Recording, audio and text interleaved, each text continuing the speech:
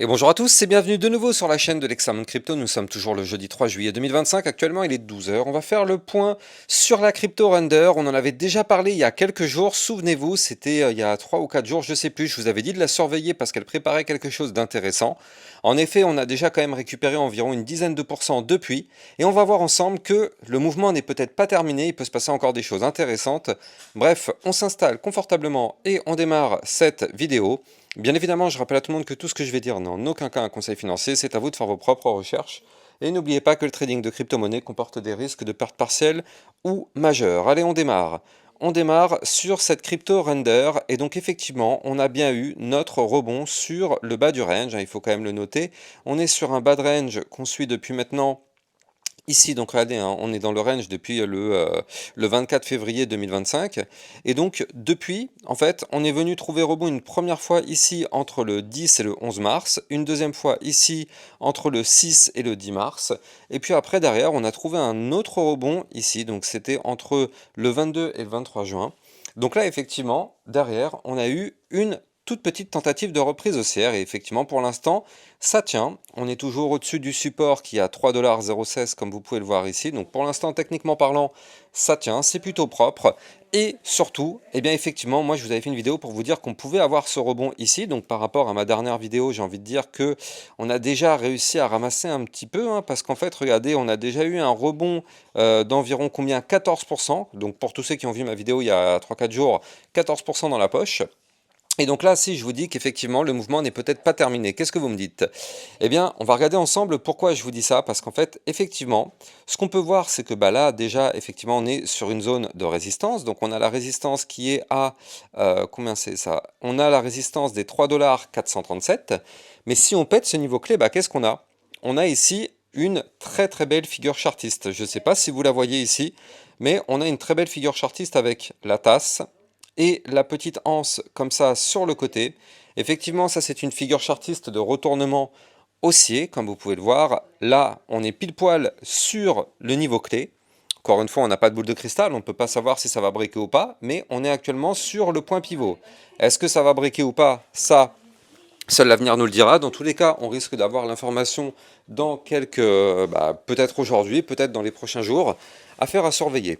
En termes de target, cette figure chartiste, eh bien, on a comme target, effectivement, le haut du range. Donc nous, on est sur un haut de range qui se situe ici à 3,999 $. 4 $ étant un chiffre rond, effectivement, ce sera une belle zone de résistance dans les deux cas. Double résistance sur les 3,499 $ ou bien les 4 $. Parfait. Derrière, qu'est-ce qu'on a? Nous, ce qu'on veut, c'est péter ces bandes de Bollinger par le haut. Comme vous pouvez le voir, elles sont resserrées. Alors ça ne veut pas dire qu'on va péter tout de suite, hein, nous ne sommes pas naïfs, et je sais qu'en commentaire de vidéo, je vais avoir des personnes qui vont me dire dans une heure, oui mais t'as dit que ça allait pousser, mais ça pousse pas. Non, nous ne sommes pas naïfs, on est en vue jour, donc on sait déjà que ça peut prendre plusieurs jours, plusieurs semaines. Et surtout, étant donné que là, on vient à peine de démarrer le fait de compresser du côté des bandes de Bollinger, ça veut dire que c'est pas forcément tout de suite, ça peut être le cas tout de suite, mais c'est pas forcément le cas. On va voir ça, mais en tout cas, le fait d'avoir des bandes de Bollinger aussi resserrées, on le sait, c'est annonciateur d'un mouvement volatile.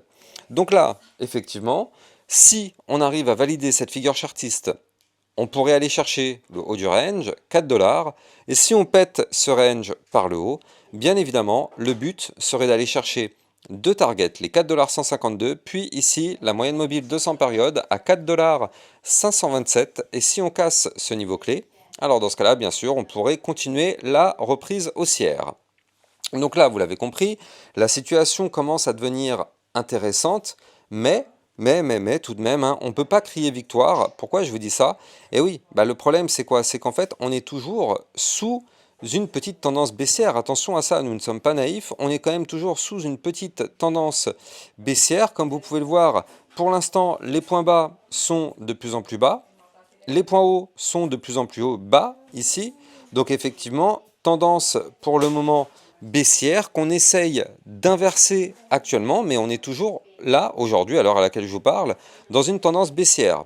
Il faut impérativement qu'on arrive à former des points hauts de plus en plus hauts pour commencer à invalider cette structure baissière. Donc là, grâce à cette figure chartiste en ta séance, on pourrait avoir notre premier point haut plus haut que les précédents, mais vous l'avez compris, Il va falloir récupérer après par la suite la zone des 4,152 $ qui correspond ici à l'autre point haut pour qu'on puisse concrétiser cette reprise. Donc il y a encore du travail à faire, c'est clairement pas gagné, mais ça peut être intéressant parce qu'avec ces bandes de Bollinger qui sont quand même très resserrées comme ça, on sait que c'est annonciateur de volatilité. Alors avant de continuer, je rappelle que vous pouvez trader cette crypto-monnaie sur Bybit. Vous avez mon lien de parrainage pour la nouvelle plateforme européenne Bybit Europe. Et donc ça vous permet bien sûr d'avoir un bonus à l'inscription. N'hésitez pas à taper dedans, le lien est en description de cette vidéo. Et puis surtout, ça vous permet de trader sur une plateforme 100% régulée MiCA, MiCAR en Europe et surtout en France. Donc pas de risque que cette plateforme ferme cette fois-ci. Celle-là, elle est 100% validée. Le lien est en description de vidéo. Il faut noter quand même que sur cette crypto Render, on avait détecté déjà il y a quelques jours ici qu'on était en train de former un magnifique et gigantesque double bottom. Pour l'instant, il n'est pas validé, on est encore loin de le valider, hein, mais bon, il faut démarrer par quelque chose et ce quelque chose, ça peut être effectivement cette petite séance dont je vous parlais tout à l'heure, qui peut être effectivement l'élément déclencheur d'un mouvement un peu plus important pour la suite. Donc là, clairement, hein, on est sur un moment clé assez stratégique. Ça peut être maintenant qu'on relance quelque chose, affaire à surveiller parce que la situation devient vraiment très intéressante. Alors ce qu'il faut noter aussi, c'est que sur cette vision hebdomadaire, vous le voyez, pour l'instant on est sous le ruban de moyenne mobile. Donc là il va falloir qu'on arrive à récupérer ce ruban pour qu'on puisse reprendre de la force par la suite. Donc là on va avoir toute une zone de résistance entre les 3,821 $ et ici le haut du ruban hebdomadaire à 4,934 $ qui va être bien sûr très difficile à breaker. Mais c'est vrai que si on arrive à valider tout ça, ouais, ce serait la direction de la ligne de coup du pattern en double bottom, je rappelle, hein, mais cette ligne de coup elle se situe ici, elle est à 5,218 $. Ce sera ça le niveau clé qu'il va absolument falloir récupérer par la suite si on veut bien sûr reprendre de la force. Donc là, en vue long terme, clairement, si on veut se relancer, c'est ici que ça va se jouer. Hein. Donc c'est pas tout de suite, mais ça va être vraiment très intéressant à surveiller dans les prochains jours, prochaines semaines. Nous, vous l'avez compris, hein, c'est pas tout de suite, il faut qu'on fasse ce mouvement-là. Donc déjà, on peut même pas parler de reprise haussière long terme, même si on fait un mouvement, regardez. On calcule ensemble, voilà, même si on fait un plus 55%, il faut se dire qu'on n'aura même pas commencé la reprise haussière. Donc c'est pour remettre vraiment les choses à leur place.